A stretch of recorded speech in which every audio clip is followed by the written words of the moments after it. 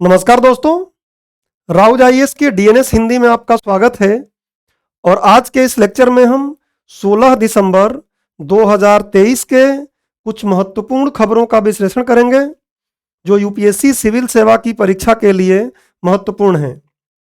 आज के इस लेक्चर को भी हम सबसे पहले एक बार पीपीटी या स्लाइड को देखकर ही शुरू करेंगे। तो चलिए एक बार सबसे पहले पीपीटी को देख लेते हैं कि आज हम किन खबरों को किस प्रकार से शामिल करने वाले हैं। उसके बाद फिर एक एक बिंदु को कवर करना शुरू करेंगे। देखिए, आज के इस लेक्चर में हम हमेशा की तरह 3 खबरों को लेंगे और जिसमें सबसे पहले खबर का कटिंग आपको दिखाएंगे कि किस न्यूज़पेपर से लिया गया है। विगत वर्ष में जो प्रश्न पूछे गए हैं इससे उनको शामिल किया जाएगा। मैं बार बार ये रिपीट करता हूं कि आपको आइडिया लग जाए कि हमारा पैटर्न क्या है पढ़ाने का। फिर हम उस खबर के बारे में पूरा डिटेल में पढ़ाने के बाद एक अभ्यास प्रश्न आपको देंगे। उस अभ्यास प्रश्न को आप करके देख सकते हैं कि आपसे बन रहा है या नहीं। फिर दूसरे खबर को हम लेंगे। दूसरे खबर की भी प्रकृति ठीक यही रहेगी, पढ़ाने का तरीका। उसके बाद एक मुख्य परीक्षा का खबर लेंगे हम और उस मुख्य परीक्षा के खबर को विस्तार से पढ़ेंगे यूपीएससी के मानकों के अनुसार। और इस तरीके से आज हम इन खबरों को कवर करेंगे। आपने एक बार देख भी लिया होगा, इसका स्क्रीनशॉट भी ले सकते हैं। अब हम लोग क्लास को शुरू करेंगे और जब मैं पढ़ाने के बाद फिर आपको स्क्रीनशॉट लेने का मौका देता हूं, उस समय कुछ अगर इस पे वैल्यू एडिशन होता है, कुछ एक्स्ट्रा बातें मैं बोर्ड पर लिखता हूं, तो उसके साथ भी आप स्क्रीनशॉट ले सकते हैं। तो चलिए आज के क्लास को हम शुरू करते हैं। और लेक्चर की रूपरेखा आपको अभी स्लाइड देखने से ही क्लियर हो गई। फिर भी एक बार आज हम लेक्चर की रूपरेखा में प्रारंभिक परीक्षा के लिए एक विदेशी मुद्रा भंडार के बारे में पढ़ेंगे। प्रारंभिक परीक्षा करीब है और ऐसे प्रश्न यूपीएससी सिविल सेवा की प्रारंभिक परीक्षा में पूछे जाते रहे हैं, इसलिए यह महत्वपूर्ण होगा आपके लिए। G7 से संबंधित, अंतर्राष्ट्रीय संगठनों से संबंधित प्रश्न भी पूछे जाते हैं। और मुख्य परीक्षा के लिए हम कृषि यंत्रीकरण या इसी को कृषि मशीनीकरण कहते हैं, इससे संबंधित विषय वस्तु को शामिल करेंगे। तो चलिए आज के पहले खबर को देखते हैं। आज का जो हमारा पहला खबर है वो जनसत्ता जो अखबार है उसके पेज नंबर 18 पर आया था। और हालांकि ये खबर तो बार बार ही आएगी, मंथली भी आएगी, आप देखेंगे साप्ताहिक भी आएगी, लेकिन इसको आधार बनाकर एक बार हम जो विदेशी मुद्रा भंडार का कंसेप्ट है उसको समझ लेते हैं। बाकी तो फिर आईएमएफ के लिए कोटा वगैरह आप संगठन में पढ़ेंगे तो वहां और डिटेल में पढ़ेंगे, बट हमारे लिए यहाँ पे महत्वपूर्ण सिर्फ क्या है, विदेशी मुद्रा भंडार जो भारत का है और प्रीलिम्स के व्यू से उसमें हमें क्या पढ़ना है उसको देखेंगे। तो देखिए, खबर का संदर्भ ये है कि जो भारत का विदेशी मुद्रा भंडार है, ये अभी जो सप्ताह बीता है इसमें बताया जा रहा है कि 2.82 अरब डॉलर बढ़कर 606.86 अरब डॉलर हो गया है। अब ये ऐसा नहीं कि इससे पहले आप देखेंगे, मैं बताऊंगा आपको कि सर्वकालिक सबसे अधिक 645 अरब डॉलर पे गया है। तो इसके बारे में हम ये जो विदेशी मुद्रा भंडार है इस कंसेप्ट को ही देखेंगे। बाकी चीजें हिंदी के न्यूज़पेपर से हैं, आप पढ़ सकते हैं। चलिए, तो देखिए, इससे विगत वर्ष में प्रश्न पूछा गया है 2023 में। 2023 में इससे यह प्रश्न पूछा गया था, देख सकते हैं आप, और इसको हल भी कर सकते हैं। अब इस भारत के विदेशी मुद्रा भंडार जो कंसेप्ट है इसको हम इस तरीके से पढ़ेंगे कि विगत वर्ष में जो प्रश्न आया है उसको भी आप हल कर सकें और जो मैं अभ्यास प्रश्न दूं वो भी हल कर सकते हैं। इसके अलावा भी अगर इस कंसेप्ट पर कोई प्रश्न पूछा जाए तो उसको आप हल कर सकें। इस तरीके से हम प्रीलिम्स व्यू की सारी बातें इसमें कवर करेंगे जो भी प्रीलिम्स के दृष्टिकोण से होगा। देखिए, सबसे पहले तो भारत का विदेशी मुद्रा भंडार जो है ये क्या है, तो इसके घटक समझ लीजिए कि इसके घटक कौन कौन से हैं। भारत क्या करता है, अपने मुद्रा जो भारत की आधिकारिक मुद्रा रुपए है, रुपए के अलावा भी उसको क्या करना पड़ता है, अन्य मुद्राओं को अपने पास रखना पड़ता है, क्योंकि भारत को आयात करना रहता है चीजों का। और जब आयात करेगा तो रुपए देश नहीं लेंगे, बल्कि आज वैश्विक करेंसी क्या है, डॉलर। तो डॉलर की मांग होगी। उस डॉलर के मांग करने के लिए हमको क्या करना पड़ता है, विदेशी मुद्रा भंडार को बनाए रखना पड़ता है। और केवल डॉलर के रूप में नहीं है बल्कि और कई रूप हैं, उसको समझ लेते हैं।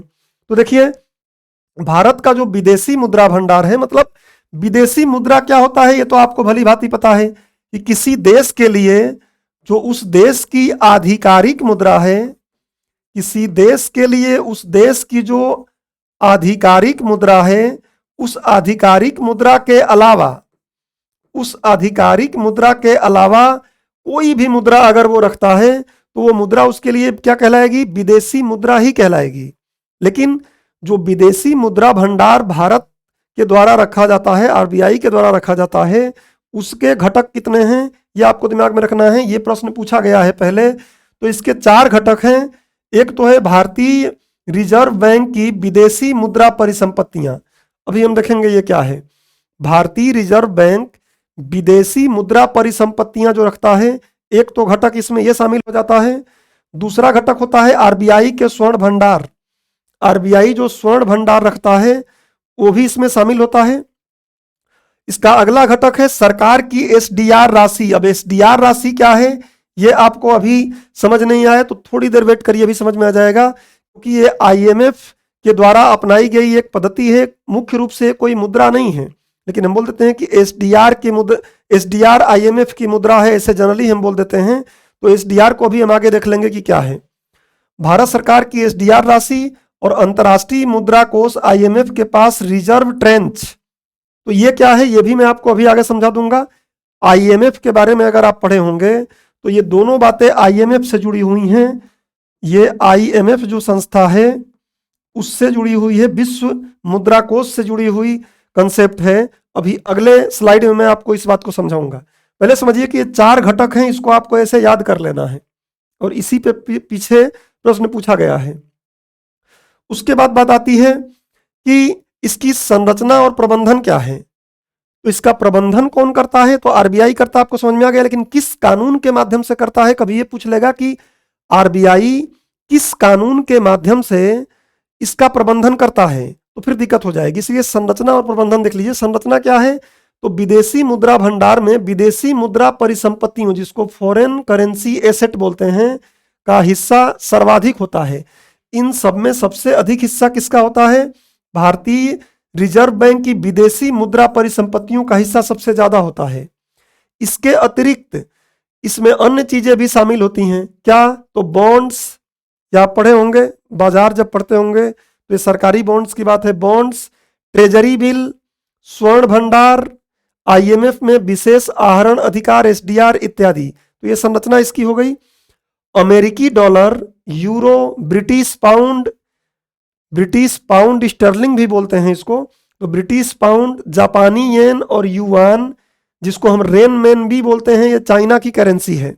अभी आगे हम देखेंगे कि इसको भी एसडीआर में शामिल कर लिया गया है, क्योंकि एसडीआर 5 करेंसी से मिलकर बनता है। तो युआन, रेनमेनबी आदि के कुछ अन्य विदेशी मुद्रा परिसंपत्तियां हैं। तो कुल मिलाकर जो एसडीआर है, उसी एसडीआर के तहत ये करेंसी भी भारत सरकार अगर रखती है तो ये क्या मतलब मुद्रा भंडार कहलाएगा, विदेशी मुद्रा भंडार के तहत कहलाएगा। ये ध्यान रखिएगा। अब आता है कि भारत के विदेशी मुद्रा भंडारण का प्रबंधन आरबीआई द्वारा किया जाता है। ये तो हमने देख लिया पहले ही कि आरबीआई के पास ही चीजें रहती हैं ये। लेकिन आरबीआई इसका प्रबंधन करने के लिए किन कानूनों का प्रयोग करता है, ये महत्वपूर्ण है। तो इसका कानून कौन से लगते हैं, ध्यान रखिए। तो एक है भारतीय रिजर्व बैंक अधिनियम 1934, ये आपको पता ही है।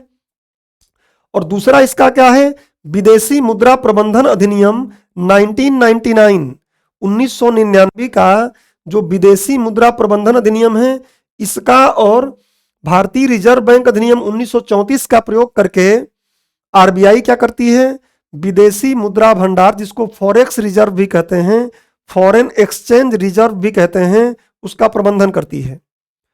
अब बात आती है कि इसका महत्व क्या है, आखिर में इसको रखने की जरूरत क्यों है। तो एक बात तो आपको यह क्लियर हो गई कि हमको अगर आयात करना है तो वैश्विक रूप से मान्य जो करेंसी हैं उन्हीं करेंसी को देना पड़ेगा। अगर हमारी करेंसी कोई नहीं ले रहा है, हालांकि वोस्ट्रो नोस्ट्रो अकाउंट आप देख रहे हैं कि भारत भी आज अपने रुपए का क्या कर रहा है, वैश्वीकरण करने का प्रयास कर रहा है। ईरान से देख रहे हैं कि भारत क्या करता है, रुपए के माध्यम से तेल खरीदने का प्रयास किया था, और भी रूस से भी किया है। कई इसके चैलेंजेस हैं, वो अलग मुद्दा है।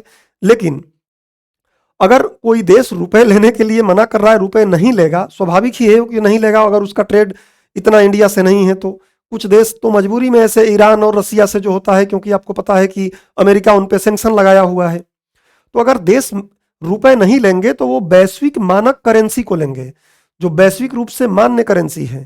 तो वैश्विक रूप से मान्य करेंसी अगर हमारे पास नहीं रहेगी तो फिर हम आयात कर ही नहीं पाएंगे। तो फिर हमारे लिए बैलेंस ऑफ पेमेंट की समस्या क्रिएट हो जाएगी, बहुत सी ऐसी समस्याएं क्रिएट हो जाएंगी, हम आयात नहीं कर पाएंगे। देखिए महत्व क्या है कि यह विनियमन दर और मौद्रिक नीतियों में विश्वास को बढ़ाने एवं उसे बनाए रखने में सहायक होती है। ये जो भारत की करेंसी, आप देखते हैं कि भारत की करेंसी इतने रुपए से गिर गई, इतना रुपए बढ़ गई। अक्सर आप देखते हैं कि डॉलर के मुकाबले भारतीय करेंसी इतनी है। तो ये इसको प्रबंधित करना है तो भारतीय रिजर्व बैंक के पास फॉरेन एसेट होने चाहिए, विदेशी मुद्रा भंडार होने चाहिए। जब हमारी करेंसी गिरेगी और या हमारी करेंसी का अगर दाम बढ़ेगा तो उसको कम ज्यादा करने के लिए आरबीआई क्या करता है, तो डॉलर को खरीदता है या डॉलर को बेचता है। आप सुने होंगे अक्सर ये कंसेप्ट। अब पूरे कंसेप्ट पे हम नहीं जा रहे हैं, लंबा समय लगेगा। हम बेसिक आपको ये बता दे रहे हैं कि डॉलर को खरीद कर और बेच कर आरबीआई भारत का जो विनिमय दर है, एक्सचेंज रेट है, उसको स्टेबल करने का प्रयास करता है, और इसके लिए फॉरेक्स रिजर्व का होना जरूरी है। अगला क्या है, इसकी सहायता से राष्ट्रीय मुद्रा रुपए के मूल्य में होने वाले उतार चढ़ाव पर नियंत्रण रखा जाता है। यही बात जो विनिमय दर बोल रहा हूं, ये बात थोड़ा सा यहां विस्तार हो गया है। अगला, यह सरकार को उसकी विदेशी मुद्रा की जरूरतों और बाह्य ऋण दायित्वों को पूरा करने में सहायक होता है। तो सरकार को अगर विदेशी मुद्रा की जरूरत है तो अगर फॉरेक्स रिजर्व पहले से बना रहेगा तो उसकी दायित्वों को पूरा करेगा वो। तो इस तरीके से ये महत्वपूर्ण होता है, फॉरेक्स रिजर्व हमको बनाए रखना है। आयात के लिए भी, ये भी मैंने आपको बता दिया। अब एक महत्वपूर्ण फैक्ट आप याद रख लीजिएगा कि अक्टूबर 2021 में देश का विदेशी मुद्रा भंडार 645 बिलियन अमेरिकी डॉलर तक पहुंच गया था, और यह अब तक का सबसे अधिक है। ये अब तक का, हालांकि इसके पास तक कई बार हम पहुंच गए हैं अभी विगत समय में, लेकिन ये 645 बिलियन अमेरिकी डॉलर का जो फॉरेन रिजर्व हमारे पास बना था वो अब तक का सर्वकालिक सबसे अधिक था। तो ये भारत का विदेशी मुद्रा भंडार से संबंधित बातें थी। अब थोड़ी बातें आपको समझ लेनी है कि ये सरकार की एसडीआर राशि और अंतर्राष्ट्रीय मुद्रा कोष के पास रिजर्व ट्रेंच क्या होता है। देखिए सबसे पहले हम समझ लेते हैं कि विशेष आहरण अधिकार क्या है। तो आईएमएफ क्या करता है आपको पता है, इस पर मैं डिटेल में नहीं जाऊंगा। आईएमएफ के जो भी सदस्य देश हैं, आईएमएफ के जो भी सदस्य देश हैं उनको कोटा मिला है, उनको कोटा प्राप्त है। और कोटा क्या होता है, तो कितना पैसा वो अपने देश की कितनी मुद्रा वो क्या करेंगे, जमा कराएंगे आईएमएफ में, वही उसका कोटा कहलाता है। और वो कोटा का बड़ा महत्वपूर्ण रोल है एसडीआर के वितरण में, एसडीआर के आवंटन में। तो आईएमएफ के सदस्य को कोटा मिला रहता है, उस कोटे के अनुपात में वो अपनी मुद्रा आईएमएफ को देते हैं।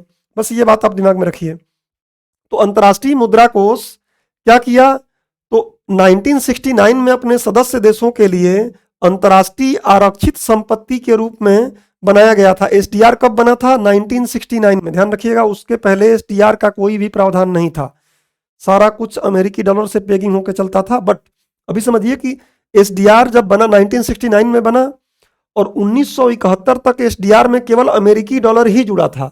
मतलब इसकी पेगिंग की गई थी किससे, केवल अमेरिकी डॉलर से, और कोई चीजें थी नहीं, सिर्फ अमेरिकी डॉलर के से ही एसडीआर का एक पर्याय था।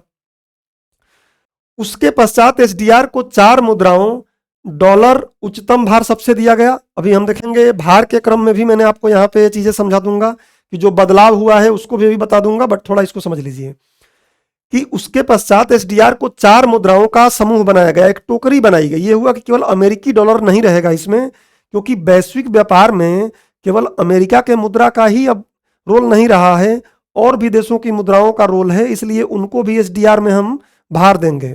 तो एक तो अमेरिकी के डॉलर को सबसे उच्चतम भार दिया गया, अभी भी सबसे ज्यादा भार उसी को है। फिर यूरो, आपको पता है कि यूरोपियन यूनियन, आप डीएनएस में पढ़े थे, यूरोपियन यूनियन की एक सामूहिक करेंसी है क्या, यूरो। तो यूरो को इसमें शामिल किया गया। पाउंड स्टर्लिंग ब्रिटेन को सबसे कम भारांश इसको मिला है, अभी हम देखेंगे भारांश भी। तथा येन, जापान का येन। तो ये 4 करेंसी की एक टोकरी बनाई गई और इसी टोकरी से इसको जोड़ दिया गया। मतलब एसडीआर मतलब शुरू में क्या था, अमेरिकी डॉलर, अमेरिकी डॉलर का ही पर्याय था एसडीआर एक प्रकार का।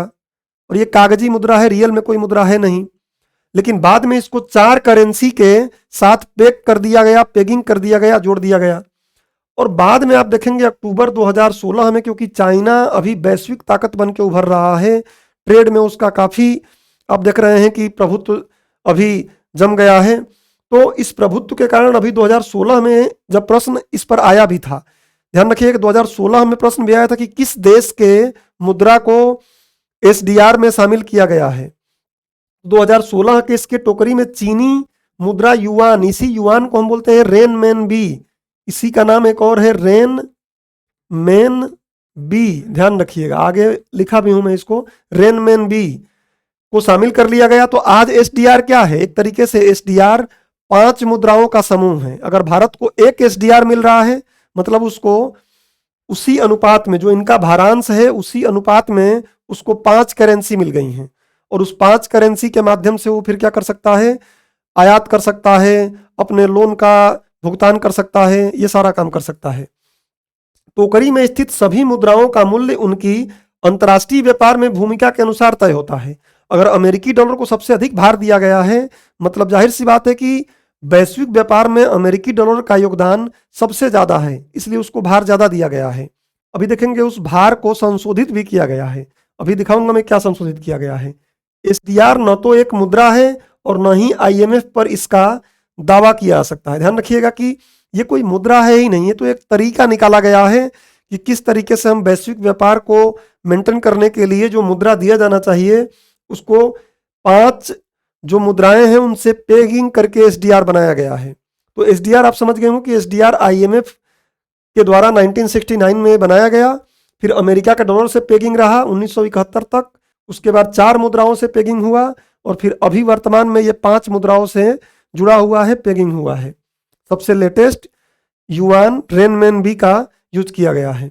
अब अंतर्राष्ट्रीय मुद्रा कोष के पास जो रिजर्व ट्रेंच है ये समझाऊं मैं आपको, उससे पहले मैं विशेष आहरण के लिए एक बात और समझा दूं। ये देखिए कि आईएमएफ के एसडीआर की करेंसी बास्केट जो है, उस करेंसी बास्केट में अमेरिकी डॉलर का भार पहले हुआ करता था कितना, 41.73। ये पुराना लिखा हूं, यहाँ पे वर्तमान लिखा हूं, और ऊपर तीर लगाया हूं मतलब बढ़ा है, नीचे तीर लगाया हूं मतलब जहां भी घटा है।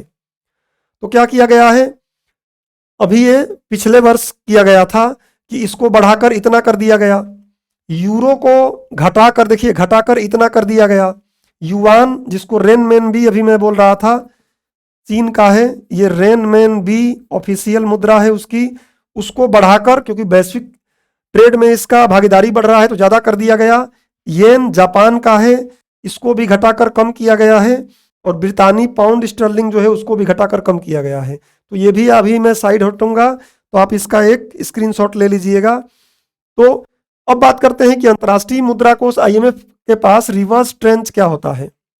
तो रिजर्व ट्रेंच क्या होता है समझिए कि प्रत्येक देश जो पैसा देते हैं ना आईएमएफ को कोटा के तौर पर, तो वो कोटा वाला पैसा आईएमएफ के पास क्या होता है, रिजर्व रूप में रखा रहता है, रिजर्व रूप में रखा रहता है, और उसी के अनुपात में उनको एसडीआर आवंटित भी होता है। जो कोटा उनका रहेगा उसी कोटा के अनुपात में, जैसे इनका कोटा ये अलग चीजें हैं, उनका जो कोटा मिला रहता है, कोटा सिस्टम आप पढ़ेंगे तो कोटा दिया गया है, उसी कोटा के अनुपात में उनको एसडीआर आवंटित होता है।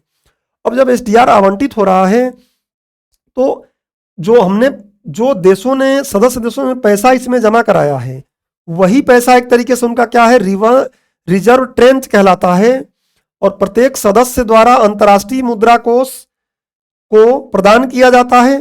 मतलब जो पैसा कोटा के तौर पर प्रदान करते हैं वो उनका रिजर्व ट्रेंच होता है, जिसका उपयोग वे देश स्वयं के प्रयोजनों के लिए, खुद के लिए कर सकते हैं, लेकिन ऐसा नहीं कि जब मन किया तब। बहुत आपातकालीन स्थिति है तो वही पैसा वो क्या कर सकते हैं, प्रयोग में ला सकते हैं। इसको हम बोलते हैं कि अंतर्राष्ट्रीय मुद्रा कोष के पास ये क्या है, रिजर्व ट्रेंच है, जो क्या है, भारतीय मुद्रा भंडार जो है उसका एक घटक है, फॉरेक्स रिजर्व का एक घटक है। तो समझ गए होंगे आप कि कोटा के तौर पर सदस्य देश पैसा देते हैं, उस पैसे को आईएमएफ के पास, आईएमएफ उसी पैसे के अनुपात में उनको एसडीआर आवंटित करता है, वही पैसा रिजर्व ट्रेंच कहलाता है। कुछ आपात स्थितियों में उसका संबंधित देश उपयोग कर सकता है। तो उम्मीद करता हूं कि ये बातें आपको समझ में आ गई होंगी और पीटी के लिए इतना काफी है। तो इसका आप स्क्रीनशॉट ले लीजिए और साथ में इसका भी स्क्रीनशॉट ले लीजिए। इससे संबंधित एक प्रश्न यहाँ लगाया गया है, इसको हल करके देखिएगा, आराम से हो जाएगा। और जो हमने पढ़ा है प्रीलिम्स के दृष्टिकोण से बातें, इससे आप देखेंगे बहुत से प्रश्न आप हल कर सकते हैं। अब आगे आते हैं हम लोग दूसरे खबर की तरफ। दूसरा खबर जो है G7 से है, और G7 के इस पूरे खबर का निचोड़ क्या है, ध्यान रखिए कि अभी हाल ही में G7 समूह के देशों ने फैसला लिया है कि 1 मार्च 2024 से रूस से आने वाले 1 कैरेट या उससे ज्यादा कैरेट वाले हीरे को, आपको पता है हीरे की शुद्धता को कैरेट में मापा जाता है, तो 1 कैरेट या उससे ज्यादा कैरेट वाले हीरे को उनके देशों में प्रवेश नहीं दिया जाएगा। तो कौन कौन से देश हैं अभी हम देखेंगे। G7 में उन्होंने बोला कि हमारे देश में इनका प्रयोग, हमारे देश में इनको प्रवेश नहीं दिया जाएगा। सितंबर 2024 से आधे कैरेट या उससे ज्यादा कैरेट के हीरे के प्रवेश पर भी प्रतिबंध लगा दिया जाएगा, ऐसी बात कहे हैं वो। अब बात आती है कि इससे भारत को कोई नुकसान है क्या। तो भारत भी तो हीरा मंगाता है रसिया से, और गुजरात में आप देखेंगे इंडस्ट्री लगी हुई है जो हीरे को क्या करती है, संसाधित करती है। तो फिर उसको नुकसान हो सकता है तो नहीं। देखिए होगा क्या, प्लस ये अपने देश में अगर लगा रहे हैं तो इनसे भी हमको मित्रवत संबंध रखना है, तो ये हम पर भी दबाव डालेंगे कि आप भी मत मंगाओ। तो दिक्कत हमें नहीं जाएगी। क्यों नहीं दिक्कत जाएगी, क्योंकि हम जो रूस से हम हीरा मंगाते हैं वो 1 कैरेट वाला होता ही नहीं, बल्कि उसको संसाधित करने के बाद 0.25% ऐसा कुछ कैरेट बनता है, 0.25 कैरेट बनता है। तो उन्होंने तो बोला है कि आधे या आधे से ज्यादा, 24 में भी लगाएंगे तो आधे या आधे से ज्यादा कैरेट वाला, जबकि इंडिया में संसाधित होने के बाद 0.25 कैरेट हो जाता है। तो इससे भारतीय जो हीरा उद्योग है उस पर कोई नुकसान पड़ने की आवश्यकता, मतलब ऐसा कुछ नहीं दिखाई दे रहा है। देखिए हीरा उद्योग के विशेषज्ञों का मानना है कि G7 के इस फैसले से भारत के हीरा प्रोसेसिंग, संसाधित जो करते हैं हीरा को, कोई ज्यादा नकारात्मक प्रभाव पड़ने की संभावना नहीं है। तो पता होनी चाहिए आपको क्यों, क्योंकि क्यों नहीं बताए हैं वो, क्यों इसलिए क्योंकि भारत में जो संसाधित होता है हीरा, वो संसाधित होने के बाद, प्रसंस्करित होने के बाद 0.25 कैरेट का हो जाता है। और यहाँ पर इन्होंने जो लगाया है वो सितंबर में भी लगाएंगे। अभी वर्तमान में तो 1 कैरेट या उससे ज्यादा, और सितंबर 2024 से आधे कैरेट या उससे ज्यादा का। तो भारत के हीरा प्रसंस्करण उद्योग पर इसका असर नहीं पड़ेगा, ये संदर्भ है। अब हम लोग G7 के बारे में पढ़ लेंगे, इसका स्क्रीनशॉट ले लीजिए। G7 के बारे में क्यों पढ़ेंगे, तो देखिए 2014 में ब्रिक्स से क्वेश्चन पूछा गया है, और क्वेश्चन की प्रकृति पर भी ध्यान दें कि ब्रिक्स का पहला शिखर सम्मेलन 2009 में हुआ था। सोचिए, फैक्ट पूछा है 2009। हम ये बोलते हैं कि यूपीएससी फैक्ट नहीं पूछता है, ये फैक्ट ही तो है। और उस अगला तो और भी फैक्ट है कि दक्षिण अफ्रीका ब्रिक्स समूह में अंत में शामिल हुआ, ये और भी खतरनाक फैक्ट है। तो हमको प्रीलिम्स के लिए फैक्ट पर भी ध्यान देना है अगर कोई संस्थान पढ़ रहे हैं तो। दूसरा आप देखेंगे एक और ऐसा ही नाभिकीय आपूर्तिकर्ता समूह के बारे में दिया हुआ है प्रश्न, तो ये प्रीवियस ईयर के क्वेश्चन है, 2018 में आया हुआ है। अब हम G7 के बारे में पढ़ लेते हैं। G7 को मैं समराइज किया हूं सिर्फ एक स्लाइड में, ध्यान से देखिए। G समूह, जिसको ग्रुप 7 बोलते हैं, तो ये क्या है, तो G7 एक विकसित देशों का समूह है। ध्यान रखिएगा कि इसमें सभी विकसित देश हैं, काफी पैसे वाले धनी देश हैं। तो विकसित देशों का देखिए, G7 7 विकसित औद्योगिक देशों का एक समूह है। आपको पता है कि 1975 में इसको बनाया गया, 1976 में इसमें कनाडा शामिल हुआ। उसके बाद देखेंगे आप तो 1998 में इसमें कौन शामिल हो गया? रूस, जिसको इंग्लिश में रसिया बोलते हैं। लेकिन आपको पता है क्रीमिया का, जब क्रीमिया को हड़प लिया था रूस 2014 में, तो 2014 के बाद जब क्रीमिया को हड़पा था रूस, तो उस समय, यहां मैं क्रीमिया लिख देता हूं, आपको रिवाइज करना आसान रहेगा। क्रीमिया के एनेक्सेशन बोलते हैं। क्रीमिया के हड़पने के बाद आप देखेंगे तो रूस को क्या कर दिया गया? इससे एक्सपेल कर दिया गया, बाहर कर दिया गया। तो जब तक रूस इसमें था तब तक तो इसको हम क्या बोलते थे? G8 बोलते थे। जब तक रूस इसमें था तब तक हम इसको G8 बोलते थे। लेकिन अब फिर से ये क्या हो गया है? G7।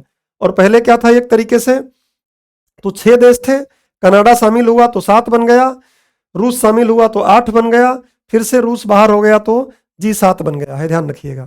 तो ये इसका पूरा कहानी है। अब समझिए कि G7 7 विकसित औद्योगिक देशों का एक समूह है। वर्ष 1975 में विश्व की 6 गैर कम्युनिस्ट शक्तियों, आपको पता है कि उस समय शीत युद्ध का दौर था, तो कम्युनिस्ट और पूंजीवादी चलता था। तो गैर कम्युनिस्ट जितने भी देश हैं, इसमें आप देखेंगे कोई भी कम्युनिज्म इसमें किसी देश में नहीं रहा है, साम्यवाद कहीं भी नहीं रहा है। तो गैर कम्युनिस्ट देशों ने मिलकर तात्कालिक आर्थिक चिंताओं जैसे मुद्रास्फीति, मंदी से निपटने के लिए एक अनौपचारिक संगठन का निर्माण किया था, जिसमें 7 देश, वर्तमान में 7 देश हैं, उस समय तो 6 थे। देखिए, संयुक्त राज्य America, France, Germany, Italy, Japan, United kingdom, ये तो शुरू में ही थे। 76 में इसमें क्या आ गया? कनाडा आ गया। रूस 1998 में आया, 2014 तक रहा, क्रीमिया को हड़पा, उसके बाद इसको बाहर कर दिया गया। जब तक रूस इसमें रहा तब तक इसको G8 कहा गया। तो इसकी क्रोनोलॉजी है, दिमाग में रखिएगा। अब बात आती है कि इसकी अध्यक्षता कौन करता है। तो ध्यान रखिएगा कि इसकी अध्यक्षता मैं यहां लिख देता हूं। इसकी अध्यक्षता जो ये सदस्य देश हैं यही करते रहते हैं रोटेशन के आधार पर। तो अध्यक्षता सदस्य देशों द्वारा रोटेशन के आधार पर की जाती है, रोटेशन के आधार पर, ध्यान रखिएगा। उसके बाद क्या इनका कोई सचिवालय है या मुख्यालय है? तो ध्यान रखिएगा, इनका कोई भी सचिवालय या मुख्यालय नहीं है, अनौपचारिक संगठन है। इनका कोई मुख्यालय सचिवालय नहीं है, बल्कि जो देश अध्यक्षता करता है वही देश इन सब की व्यवस्था करता है उस ईयर के लिए। और वार्षिक रूप से इनकी बैठक होती है। ध्यान रखिएगा, इनकी जो बैठक होती है, इनकी बैठक कैसे होती है? वार्षिक रूप से होती है। इनकी बैठक जो होती है सालाना आधार पर, वार्षिक रूप से होती है। अब बात आती है कि क्या जो 7 सदस्य देश हैं, इनके अलावा कोई अन्य देश इसमें शामिल हो सकते हैं क्या? तो शामिल हो सकते हैं। शामिल होने के कोई मानक नहीं दिया हुआ है। अब इन पे डिपेंड करेगा सर्वसम्मति पे कि किसको शामिल कर रहे हैं, बट अभी तो ये 7 ही हैं। ध्यान रखिएगा कि जब इनकी मीटिंग होती है तो ये कुछ देशों को आमंत्रित करके बुला लेते हैं और चर्चा करने के लिए वो देश आमंत्रित देश के तौर पर शामिल होता है। तो ध्यान रखिएगा कि गैर सदस्य देशों को भी G7 बैठकों में भाग लेने के लिए आमंत्रित किया जा सकता है। तो गैर सदस्य देश भी इसके बैठक में भाग ले सकते हैं। ऐसा कभी प्रश्न बनाए, जैसे अभी देखा आपने कि कितना कैसा फैक्ट पूछा है, तो कभी ऐसा फैक्ट पूछे तो आप आसानी से इसको हल कर पाएंगे। अब बात आता है कि G7 के कुछ महत्वपूर्ण निर्णय। तो क्या निर्णय हैं? देखिए, G7 नेताओं ने चीन की बेल्ट एंड रोड इनिशिएटिव, आपको पता है कि बेल्ट एंड रोड इनिशिएटिव चीन का एक महत्वाकांक्षी योजना है, जिसके बारे में हमने पहले भी DNS में बात किया है, जिससे वो अपने ट्रेड को और एक तरीके से अपना जो एक स्ट्रिंग ऑफ पर्ल और BRI इन दोनों को बनाकर वैश्विक ट्रेड पर अधिकार जमाना चाहता है। तो उसी को काउंटर करने के लिए, इसी का मुकाबला करने के लिए partnership for global infrastructure and investment, कुछ समय पहले आपने इसको पढ़ा भी होगा, PGII बोलते हैं इंग्लिश में, नामक एक नई पहल शुरू की है, जिसे build back better world B3W पहल के रूप में भी जाना जाता है। कुल मिला के बेल्ट एंड रोड इनिशिएटिव को काउंटर करने के लिए कई प्रयास किए जा रहे हैं।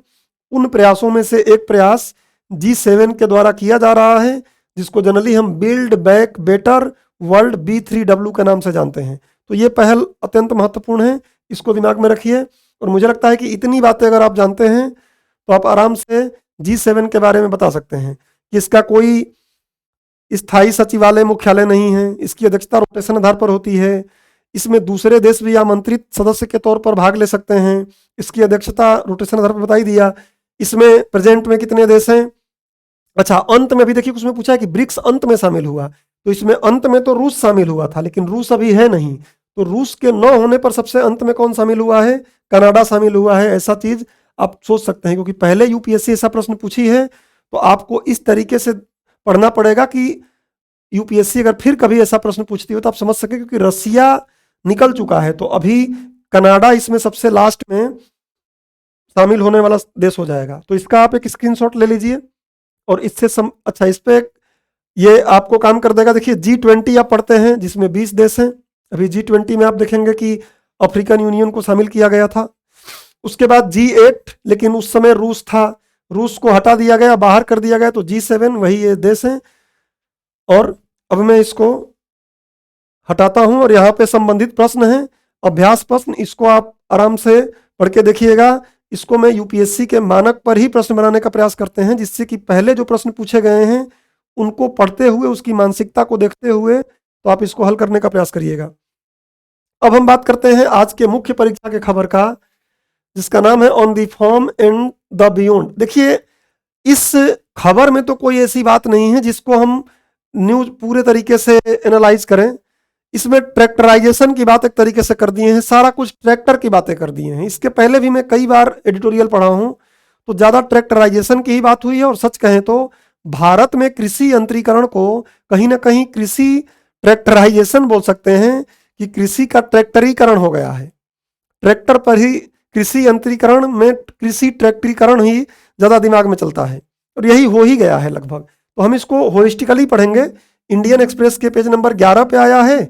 अब आपको पूरा पढ़ने में समस्या हो तो मैं आपको संदर्भ इसका निचोड़ दे देता हूं, कि खबर का संदर्भ इतना ही है कि ट्रैक्टर के उपयोग में विविधता लगाकर इसके अन्य क्षेत्रों में प्रयोग किया जाए। कुल मिला के ट्रैक्टर का उपयोग कृषि क्षेत्रों के अलावा अन्य क्षेत्रों में करें। तो ट्रैक्टर पे हमें बात करनी नहीं है ज्यादा यहाँ पे। तो ये ट्रैक्टर के आंकड़े दिए हैं कि वैश्विक स्तर पर देखें तो 60 बिलियन ट्रैक्टर पर चलते ट्रैक्टर की इकोनॉमी है, और फार्म मशीन की इकोनॉमी कितनी है? 100 बिलियन। लेकिन भारत में देखेंगे तो उल्टा है, फार्म मशीन की इकोनॉमी केवल 1.2 बिलियन है, जबकि ट्रैक्टर की इकोनॉमी जो है, ट्रैक्टर का भाग क्या है? 7 से 8 बिलियन।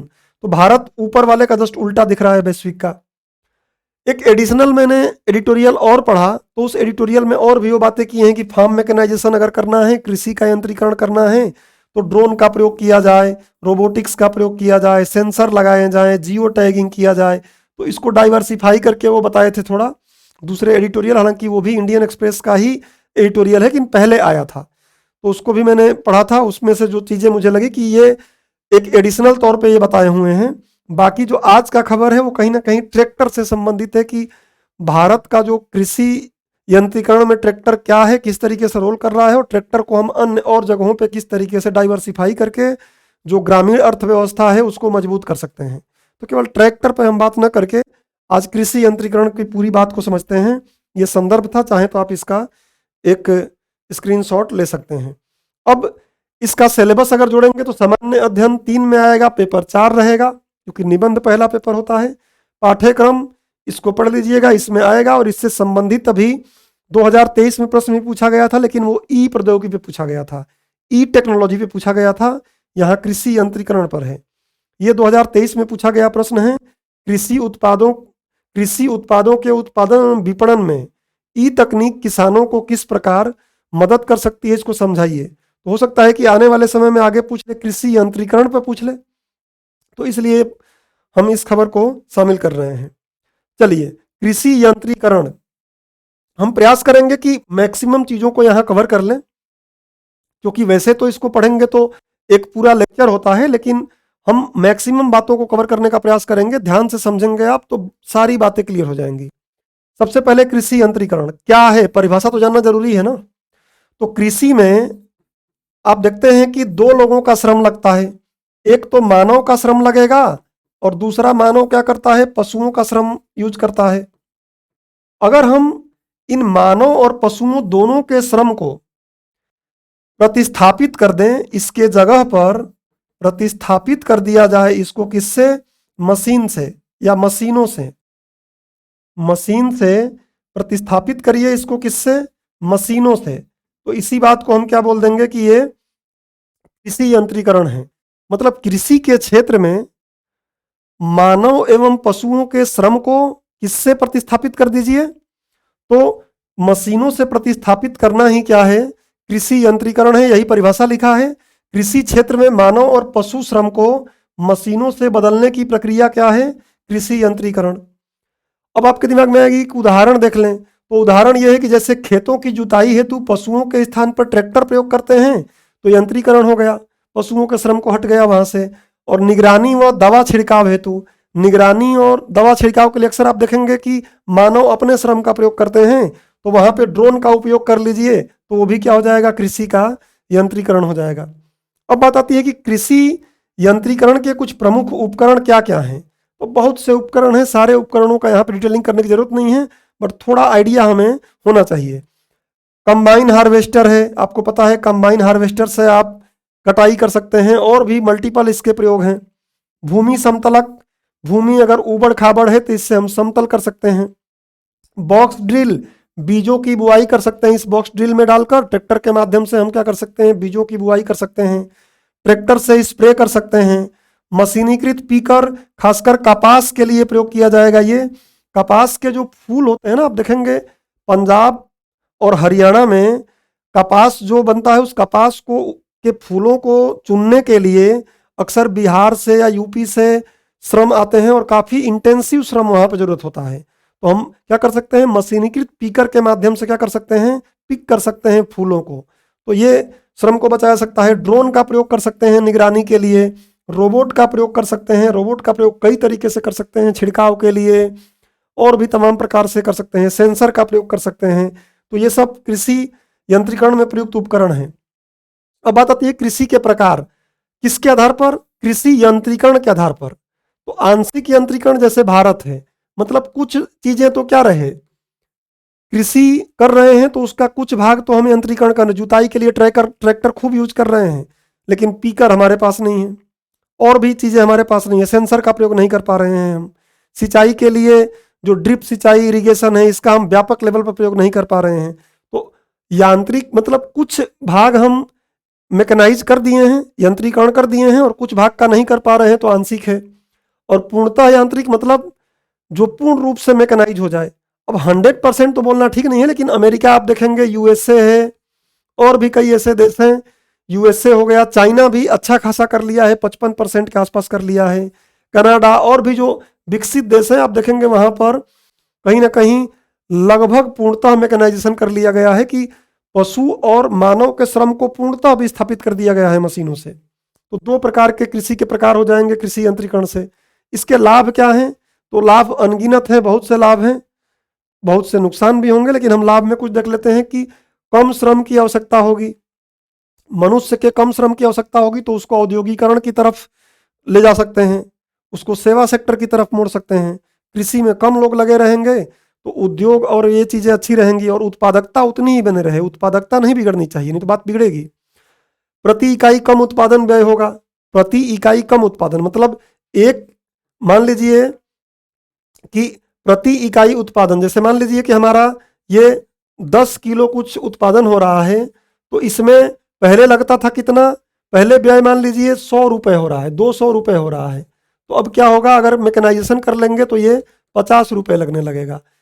तो प्रति शुरू में तो कॉस्टली होगा ये, लेकिन एक बार अगर ये हम चलाना शुरू कर देंगे, लागू कर लेंगे, तो प्रति इकाई उत्पादन व्यय कम होने लगेगा, उत्पादन में वृद्धि हो जाएगी। मैकेनाइजेशन प्रयोग करेंगे तो उत्पादन में वृद्धि भी होगी। राष्ट्र के औद्योगिक निर्माण को गति मिलेगी, क्योंकि श्रम को यहाँ से निकाल कर हम यहाँ लगा देंगे। समय मिलने के कारण अन्य व्यवसायों की स्थापना की जा सकती है, वही औद्योगिकरण को बल मिलेगा। चुनौतियां भी हैं, क्योंकि ज़्यादा लोग अगर ट्रेंड नहीं है औद्योगिकरण के लिए, सेवा क्षेत्र में जाने के लिए, तो फिर बेरोजगारी की समस्या उत्पन्न होगी। तो ये तो आप जनरल पॉइंट हैं, खुद भी सोच सकते हैं। ये इसके कुछ लाभ हैं, बेसिक परिचय था, इसको एक बार आप इसका स्क्रीनशॉट ले लीजिए, मैं आगे बढ़ता हूं। अब भारत में कृषि यंत्रीकरण की वर्तमान स्थिति क्या है, तो वर्तमान स्थिति बहुत अच्छी नहीं है। आप समझ गए होंगे कि नाबार्ड की एक रिपोर्ट 2018 में आई थी, वो बोलती है कि भारत में कृषि मशीनीकरण 40 से 45% मात्र है, और अमेरिका में 95% है, ब्राजील में 75% है, चीन में 57% है। राज्य स्तर पर भी भिन्नता आप देखेंगे कि भारत के कुछ राज्यों जैसे पश्चिमी यूपी, पूरा यूपी बोलना सही नहीं है, पश्चिमी यूपी जो हरियाणा से लगा इलाका है, पश्चिमी यूपी, हरियाणा और पंजाब में मशीनीकरण का स्तर बहुत उच्च है। अब देखेंगे ज़्यादा मशीनीकरण यहीं किया गया है, जबकि उत्तर पूर्वी राज्यों में मशीनीकरण लगभग नगण्य है, पहाड़ी राज्यों में मशीनीकरण लगभग नगण्य है भी तो नगण्य के बराबर है। अब बात आती है कि कृषि उपकरण का बाजार की अगर हम स्थिति देखें तो वैश्विक बाजार का भारत में केवल 7% है। और निम्न श्रेणी का जो तकनीकें हैं या निम्न श्रेणी के जो यंत्र हैं उनका हम क्या करते हैं, निर्यात करते हैं, और उच्च श्रेणी के तो बल्कि क्या करते हैं, आयात करते हैं।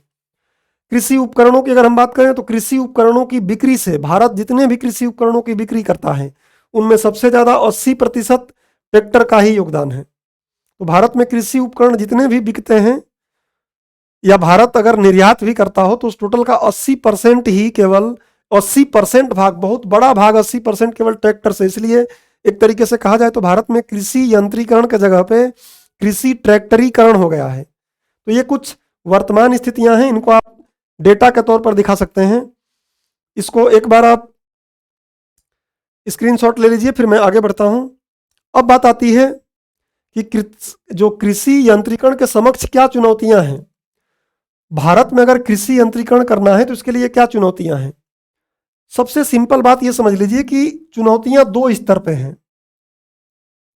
एक तो क्या है कि आगत स्तर पर ही है, और दूसरा क्या है, निर्गत स्तर पर भी है। अब थोड़ा इसको समझना आपके लिए अलग होगा तो मैं बता रहा हूं। कुल मिला के कि आप इसको दूसरे तरीके से और समझिए कि मांग और पूर्ति दोनों स्तर पे हैं तो ज़्यादा बेहतर समझ में आएगा। मांग और पूर्ति बोलेंगे दोनों तौर पे है। मांग मतलब क्या कि किसानों द्वारा मांग भी कम है, इसकी किसानों द्वारा इसकी मांग भी कम है, और मांग कम होने का कारण क्या है, उनके पास उतना पैसा ही नहीं है, उतना वित्त की व्यवस्था उनको नहीं हो पा रही, तो मांग नहीं करते वो। और भी कई कारण हैं।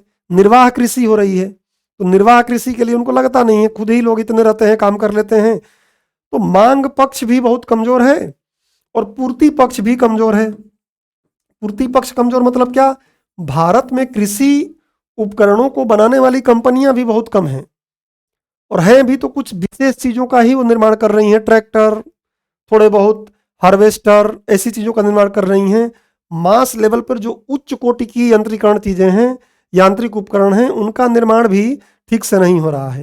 तो एक अगर सिंपल तरीके से अगर किसी को बताना हो तो बोल सकते हैं कि मांग और आपूर्ति दोनों में ही लेकुना दिखाई दे रहा है, दोनों में ही कमी दिखाई दे रहा है। अब इसको थोड़ा विस्तार करें तो ऐसे समझ सकते हैं कि भूमि जोत का आकार लघु और विखंडित है। भारत में भूमि जोत का आकार छोटा है और विखंडित है। तो छोटे छोटे खेतों में क्या यंत्रीकरण करेंगे हम, ट्रैक्टर ही देख लीजिए, छोटे छोटे खेत है। अब 2 हेक्टेयर से कम खेत बहुत ज्यादा किसानों के पास है भारत में, और उसमें क्या यंत्रीकरण किया जाए। तो बहुत छोटे छोटे भूखंडों में भी, बिहार यूपी में चले जाए तो और भी कट्ठा मंडा, छोटे छोटे मतलब क्षेत्रफल है भूमि का जोत है उनके पास, उसमें यंत्रीकरण करना बहुत मुश्किल काम हो जाता है। अमेरिका में जाएंगे तो वहां पे बहुत बड़े बड़े फॉर्म हैं, हजारों एकड़ के फॉर्म हैं, तो वहां पे यंत्रीकरण करना आसान हो जाता है, यहाँ यंत्रीकरण करना मुश्किल होता है। अगली बात है कि उपकरण की लागत वहन करना कठिन है। अभी मैं बताया किसानों के पास इतना वित्त, इतना पैसा नहीं है, और नहीं उनको इतना अच्छे तरीके से ऑर्गेनाइज तरीके से लोन मिल रहा है कि वो इसकी मांग करें। तो ये एक समस्या है। बैंक किसानों को ऋण देने के लिए अनुत्सुक रहते हैं। आपको पता ही है कि बैंक किसानों को ऋण देने के लिए काफी उनको तमाम प्रकार के कागज मंगाएंगे, ऐसा वैसा तमाम समस्याएं, ऐसे बैरियर लेकर आएंगे। भले ही पीएसएल है, प्रायोरिटी सेक्टर लैंडिंग का प्रावधान किया गया है, उसके बाद भी एक्चुअल किसानों को लोन मिलने में काफी तकलीफ होती है। तो ये भी एक समस्या है। और वो ट्रैक्टर खरीदने के लिए जाएंगे तब तो और भी हो सकता है कि आसानी से ऋण न मिले। विद्युत की कम उपलब्धता, और ट्रैक्टर के लिए तो मान लो मिल भी जाए, लेकिन और भी जो अच्छे उपकरण हैं यंत्रीकरण के लिए, पीछे हमने पढ़ा, तो उसके लिए और दिक्कत होगी। तो विद्युत की कम उपलब्ध है। आपको पता है कि भारत में विद्युत हालांकि पहुंच रही है, गांव गांव तक विद्युतीकरण सहज आप योजना देख रहे हैं, तमाम प्रकार की योजनाएं चल रही हैं। उस योजनाओं के तहत भारत में कुसुम योजना भी चली है, जिसके माध्यम से हम तमाम प्रकार से विद्युत को गांव में पहुंचाना चाह रहे हैं, लेकिन विद्युत की मात्रा उतनी चीजें नहीं बन पाई। आज भी कई गांवों में जाकर देखेंगे आप तो कुछ घंटे ही लाइट आती है, और ये सारे उपकरण चलेंगे किससे, विद्युत से, तो फिर समस्या होगी। विद्युत रहेगा नहीं तो उपकरण खरीद के भी क्या कर लेंगे। अगली बात क्या है कि मृदा की स्थिति और फसल पद्धति में भी विविधता मौजूद है। मृदा की स्थिति अलग अलग है तो फिर अलग अलग प्रकार के उपकरण लगेंगे यंत्रीकरण के लिए। एक जैसा तो है नहीं कि नीतियां बनाने वाले जो कंपनियां बना रहे उपकरण बनाने वाली कंपनियां हैं उनको भी इसका सर्वे करके इस हिसाब से चीज़ें बनाई जानी चाहिए कि मृदा की स्थिति, फसल पद्धति अलग अलग है। कहीं धान की रोपाई हो रही है तो धान रोपाई जैसे मशीन बनाना पड़ेगा, कहीं गेहूं, कहीं सोयाबीन, कहीं सरसों, तो सबके लिए अलग अलग प्रकार के उपकरणों का निर्माण करना भी जरूरी है। कृषि मशीनरी उद्योग किसानों की जरूरतों के अनुरूप उपकरणों का उत्पादन नहीं कर रहे हैं। इसी कारण ध्यान रखिए कि ये समस्या है, इसके कारण उनके अनुरूप जो उपकरण है वो बन भी नहीं पा रहे हैं पूरे। और भारत में अधिकतर कृषि जीवन निर्वाह के लिए की जाती है। मैं पहले आपको बताया कि भारत में अधिकतर कृषि जीवन निर्वाह के लिए की जा रही है, तो वो इसका मतलब जितना वो उत्पादित कर रहे हैं उतना खा ले रहे हैं, या फिर ऐसा भी हो जाता है कि खरीदना भी पड़ जाता है उनको। तो फिर उतनी खेती के लिए कोई मैकेनाइजेशन करने क्यों जाएगा, कैसे जाएगा। तो ये सारी चैलेंजेस है भारत में। इसके उपाय है कि सहकारी कृषि किया जाए, जो काफ़ी बार प्रयास किया गया इंडिया में लेकिन सफल नहीं हुआ। सहकारी कृषि, कई किसान मिलकर एक साथ, जैसे अमूल चलता है ऐसे ही कई किसान एक साथ मिलकर अपने भूमि जोतों पर एक साथ कृषि करें तो फिर बड़े भूजोत हो जाएंगे शायद, वहाँ फिर उनको लोन भी मिलना आसान होने लगेगा, मैकेनाइजेशन करना भी आसान होगा। लेकिन ये चीज़ें सफल नहीं हो पाई हैं भारत में, ये समस्या है। तो ये चुनौतियां हैं, ध्यान रखिए।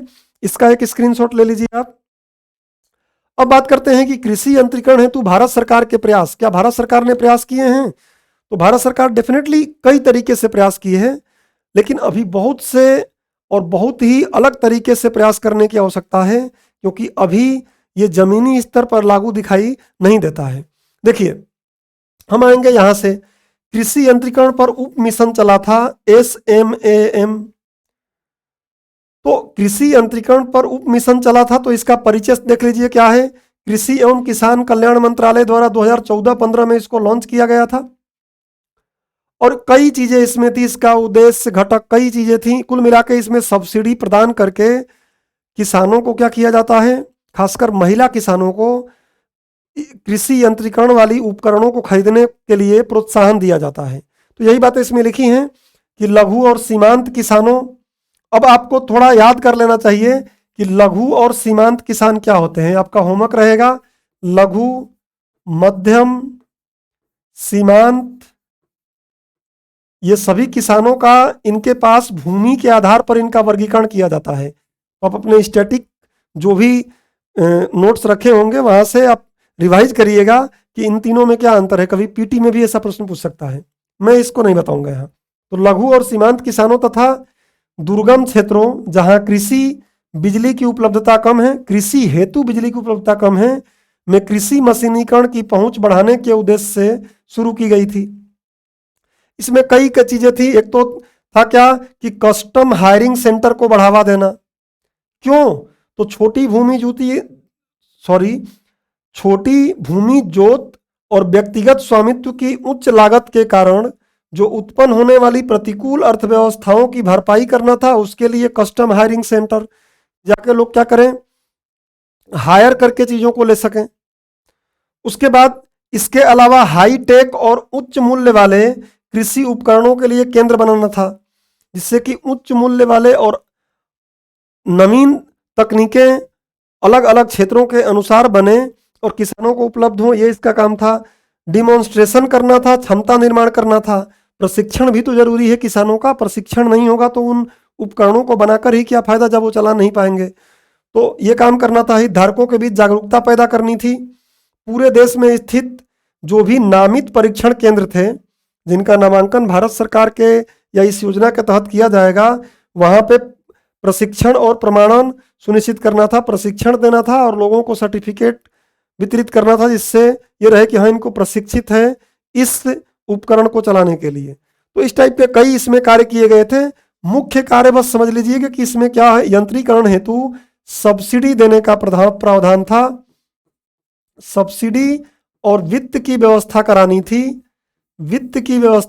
थी, जिससे कि कृषि यंत्रीकरण से संबंधित उपकरणों का प्रयोग किसान करने लगे या करने हेतु प्रोत्साहित हो। और भी कुछ प्रयास किए गए हैं। तो इलेक्ट्रॉनिक नेगोशिएबल वेयर हाउसिंग रसीद की व्यवस्था की गई है, जिसके एवज में चाहे तो किसान क्या कर सकते हैं, वित्त ले सकते हैं, मतलब जाके इस रसीद के बदले में लोन इनको मिलने लगेगा। तो इसके माध्यम से भी वो क्या करेंगे, कृषि यंत्रीकरण हेतु उपकरणों को खरीद पाएंगे। और क्या किया गया है, तो राष्ट्रीय कृषि विकास योजना, राष्ट्रीय खाद्य सुरक्षा मिशन, एकीकृत बागवानी विकास मिशन जैसी कई योजनाएं हैं, जिसमें कृषि मशीनीकरण के लिए प्रमुख उद्देश्य रखा गया है कि इन सभी का प्रमुख उद्देश्य क्या है कि कृषि को मैकेनाइज किया जाए। तो अलग अलग योजनाओं में कृषि यंत्रीकरण का लक्ष्य रखा गया है। और आप देखेंगे भूमि संरक्षण विभाग जो है वो मशीन खरीदने के लिए खासकर महिला संस्थान, जो महिलाएं हैं उनके लिए 90% की सब्सिडी प्रदान करता है। तो ये भी एक प्रोत्साहन है। लेकिन चुनौती वही है कि निर्वाह कृषि करने वाले क्यों इसमें आएंगे। सहकारी कृषि अगर संभव होती है भारत में, तो फिर बात बनेगी कि वही छोटे छोटे जोत बड़े होंगे और कई लोगों का समूह एक साथ मिलेगा, उनकी साख बढ़ेगी, तो उनको लोन मिलेगा और कृषि यंत्रीकरण आसानी से कर पाएंगे वो। तो 90% सब्सिडी प्रदान करता है। अब देखेंगे कई राज्य सरकारें हैं जो कृषि से संबंधित मशीनों को खरीदने पर सब्सिडी और वित्त की व्यवस्था कराती हैं, जैसे केरल है, उड़ीसा है इत्यादि। तो ये कार्य किए गए हैं भारत सरकार द्वारा, राज्य सरकारों द्वारा भी किया गया है कृषि के यंत्रीकरण हेतु। इसका आप एक स्क्रीनशॉट ले लीजिए, फिर हम आगे बढ़ते हैं। अब इस लेक्चर के अंतिम पड़ाव पर आ गए हैं हम, और वे फॉरवर्ड देखते हैं कि आगे का रास्ता क्या होना चाहिए। जो चुनौतियां हैं उन्हीं चुनौतियों को सही कर दें तो डेफिनेटली वही आगे का रास्ता बन जाएगा, वही समाधान हो जाएगा। चुनौती ही तो समाधान है, उसको चुनौतियों को हटाओ, समाधान हो जाएगा। मतलब हमें क्या करना है, मांग पक्ष को भी बढ़ाने का प्रयास करना है कि किसान उपकरणों की मांग करने लगे, और आपूर्ति पक्ष भी हमारा बहुत कमजोर है। हम आपूर्ति पक्ष को भी, जिससे कि कंपनियां किसानों के अनुकूल अच्छे उपकरण बनाएं, दोनों को अगर चीजें करेंगे और वित्त की व्यवस्था रहेगी तब जाके बात बनेगा। तो पहला क्या है, ऋण प्राप्त करने की प्रक्रिया का सरलीकरण एवं वित्त पोषण के विकल्पों में वृद्धि किया जाए। किसानों को कई जगह से कई प्रकार से वित्त उपलब्ध हो जाए, ऐसी व्यवस्था किया जाए, और ऋण प्राप्त करने के जो प्रक्रिया है उसको सरल कर दिया जाए। जब उनको पैसा मिलेगा तो हो सकता है कि वो कृषि यंत्रीकरण के लिए प्रोत्साहित होंगे। कृषि मशीनीकरण और भारी कृषि मशीनीकरण की खरीद या उन्हें किराए पर लेने के लिए निरंतर आधार पर किसानों को सब्सिडी दी जानी चाहिए। मान लीजिए कोई एक संस्थान है, वो कृषि संबंधी उपकरणों को किराए पर देता है, तो इससे भी काम बन जाएगा। अगर किराए पर ले गए किसान, इससे काम किए, फिर लाके यहाँ लौटा दिए, जो भी शुल्क रहा वो दे दिए। तो ऐसे संस्थानों को भी विकसित कर देना चाहिए, ऐसे निकायों को विकसित किया जाना चाहिए। बट इसके लिए भी पैसा चाहिए, उस पैसे के लिए भी वित्त की व्यवस्था की जानी चाहिए किसानों को। तो ये बात किया गया है कि किराए पर भी ले रहे हैं तो उनको क्या करना चाहिए, वित्त की व्यवस्था की जानी चाहिए, उनको सब्सिडी दी जानी चाहिए। सब्सिडी लागू करने या प्राप्त करने की प्रक्रिया को सुव्यवस्थित, सरलीकृत और डिजिटलीकृत किया जाना चाहिए। डिजिटलीकृत तो हालांकि हो ही रहा है, आप देख रहे हैं कि आज पूरा भारतीय अर्थव्यवस्था ही डिजिटलीकृत हो रहा है, डिजिटलीकरण हो रहा है भारतीय अर्थव्यवस्था का। तो ये सब्सिडी दे रहे हैं तो उसको डिजिटल तरीके से दिया जाए, जिससे कि वास्तविक लाभार्थियों तक बात पहुंचे।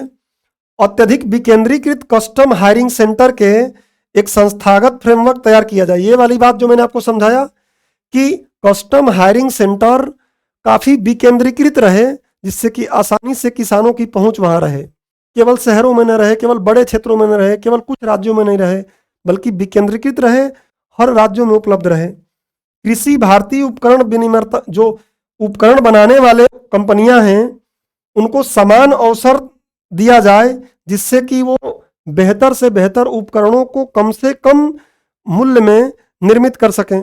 यह भी जरूरी है, क्योंकि बहुत महंगा उपकरण रहेगा तब भी दिक्कत होगी, किसान नहीं ले पाएंगे। कृषि विश्वविद्यालय एवं संस्थान जो हैं वो क्या करें कि पहचान करके उन्हें, कुछ विश्वविद्यालय कृषि से संबंधित जो हैं संस्थान, उनको पहचान किया जाए और उनको अलग अलग कृषि एवं आर्थिक क्षेत्रों में अनुसंधान और विकास के लिए जिम्मेदारी सौंपनी जानी चाहिए, जिससे कि वो क्या करे, कृषि के अनुकूल यंत्रों के उपकरण के लिए दृष्टिकोण बनाएं और उस दृष्टिकोण का प्रयोग करके जो उपकरण निर्माता कंपनियां हैं वो क्षेत्र आधारित उपकरणों को बनाएं, जिससे कि किसान प्रोत्साहित हों कृषि यंत्रीकरण को अपने कृषि में करने के लिए।